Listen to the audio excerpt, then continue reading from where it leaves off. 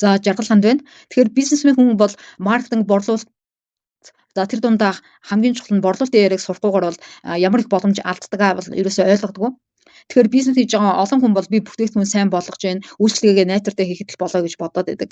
Гэтэл яг үнэндээ бизнесийн хамгийн чимээгүй хамгийн өвдөлттэй алдагдал нь бол маркетинг, борлуулалт тэр дундаа борлуулалтын яриаг мэддэггүй байдлаас бол үүсдэг гэдгийг бол ихэнх нь ерөөсөй анзаардаггүй байх нь. Олон бизнес эрхлэгч бол орлого нь яагаад савлаад байгаа юм. За зарим сардаа тэр бүр тэс өөр болчдгийг бол ойлгохгүй гайхаа суудчихдаг. За ер нь бол ийм байдалтай таарж исэн бизнес эрхэлж байгаа хүмүүс бол нэлийн түгээмэл байгаа байх. За эсвэл бүтээгдэхүүн муу болоод борлуулалт буураад байгаа мó, өрсөлдөгч гинээс сайжраад буураад байгаа мó, аль нь болохыг бол мэддэггүй. Гэхдээ аль нь бол биш. Харин өөрийнхөө бизнесийн гол 3 систем болох маркетинг, борлуулалт, борлуулалтын ярианда эзэн болж сураагүй байгаа учраас боломжийг алдаж байна л гэсэн үг. За энэ гурыг ойлгохгүй эзэмшээгүй бизнесмен хүн бол яг үнэндээ өдөр бүр хэрэг боломжоо алдаад байгаагаа шиг мэдэхгүй бас мэдэхгүй байгаа учраас бол алдагдлаа тооцож чаддаггүй гэсэн үг. Тэгэхээр маркетинг гэдэг чинь бол дан ганц пост хийж зураг оруулах ажил бол биш шүү дээ, тий. Энэ чинь бол чиний бизнест хэн итгэх вэ? Хэн чамайг сонгох вэ? Яагаад худалдаа авалт хийх ёстой вэ гэдэг асуултанд хариулдаг хамгийн том харилцааны систем байгаа. Гэтэл олон бизнес эрхлэгч бол маркетинг мэдхгүйгээс болоод бүтээгдэхүүн нь сайн мөртлөө хинч мэдгүй хинч ойлгохгүй байдалд бол орчдөг. За яг л энэ нь сайхан ресторан бий болгож бүтээчгээд хаалгаа онгоолгоо мартцсан юм шиг л зүүрлэж хэлэх юм бол иймэрхүү төр төрхтэй байдаг гэсэн үг. За хүмүүс мэдээч хэрэг мэдэхгүй байгаа учраас эрдэггүй учраас бол орлого тасалдана. За тэгээ орлого тасалхаар чинь бизнес дотор бүх процесс дарамттай стрессээр дүүрээ явчихдаг. Тэгэхээр маркетингийг сураагүй бизнес эрхлэгч хүн бол өөрийнхөө үнэтэй цаг хөдөлмөрийг хүч хөдөлмөрийг бол үнгүйдүүлж байгаа. Үнэндээ байхгүй болгоод байгаа ялгаа байхгүй байгаа. За үүнийг бол ерөнхийдөө бол бизнест алдагдсан боломжийн өртөг гэж нэрлэдэг. За хэрвээ маркетингийг зөв хийсэн бол өдөр бүр ирэх байсан хэрэглэгч нар чинь сар бүр өсөж орлого алдагдаад байх тийм зүйл бий болохгүй шүү дээ, тий. Тэгэхээр алдагдлаа тооцох юм бол ер нь бизнес эрхлэгч болгон бол үнэндээ маш өндөр төлбөр төлөө явж байна гэсэн үг. За борлуулалт гэдэг бол өөрөө бол бизнесийн амьсгал байгаа, тий. Энэ бол маш чухал гэдгийг бизнес эрхэлж байгаа бүхэл хүн мэдж байгаа. Маркетинг бол анхаарал татдаг хэсэг буюу борлуулалт бол орлого олдог тэр механизм байгаад байдаг. Хэрвээ бизнес эрхлэгч борлуулалтын системгүй бол хэрэглэгчтэй танилцаад сонирхоод за хэрэглэгч нь за би бодоод үзье гэж алга болдог тэр нөхцөл байдал руу эргээд ороо явчихдаг.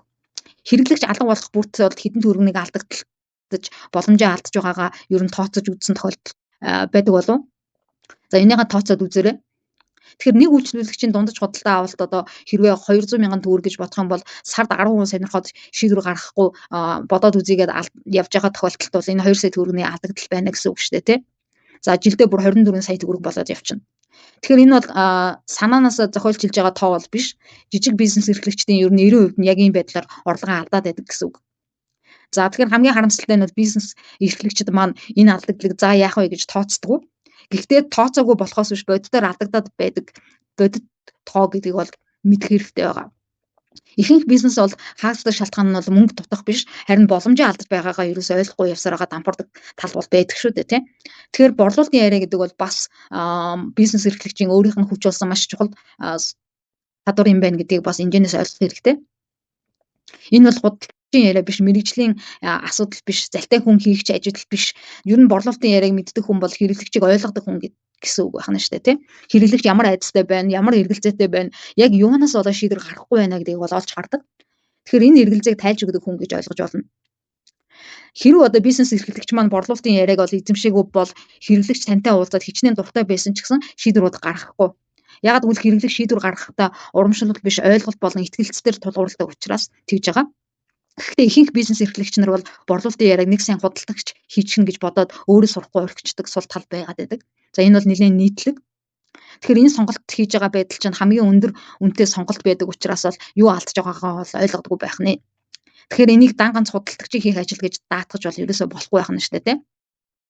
За тэгэхээр борлуулалтын яриаг бусад хүн хамгийн сайн мэдэх ёстой биш, харин бизнесийн эзэн өөрөө хамгийн сайн мэддэг байх ёстой гэдгийг бол ерөөсөө мартаж болохгүй чухал зүйл юм байна гэж ойлгоод авах хэрэгтэй байдаг.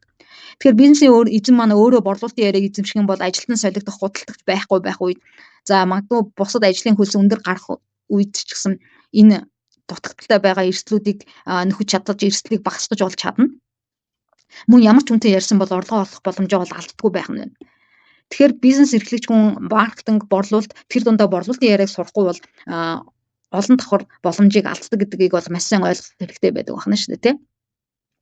Тэгэхээр маркетинг ойлгохгүй бол хэрэглэгч бол олох магадлал багах нь байна. Борлуулалтаа ойлгохгүй бол борлуулалтын урсгал бол орлого болж хувирдаггүй байх нь байна. Борлуулалтын яриаг эзэмшээгүй бол итгэж сонирхсан хэрэглэгч одоо хүртэл гарч чинь багахгүй алга болоод өгдөг байх нь байна тий.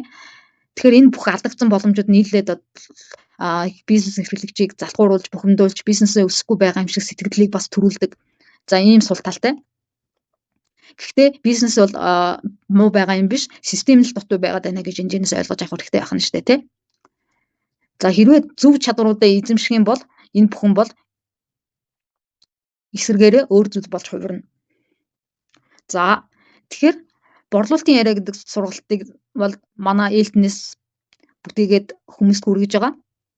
Энэ сургалтанд сууснараа бол хүчтэй ур чадвартай болж борлуулалтаа ихсгэх боломжтой болох нэ. За тэгээд энэ видео манд таалагдсан бол subscribe дарж, лайк дарж, комент үлдээгээрэй.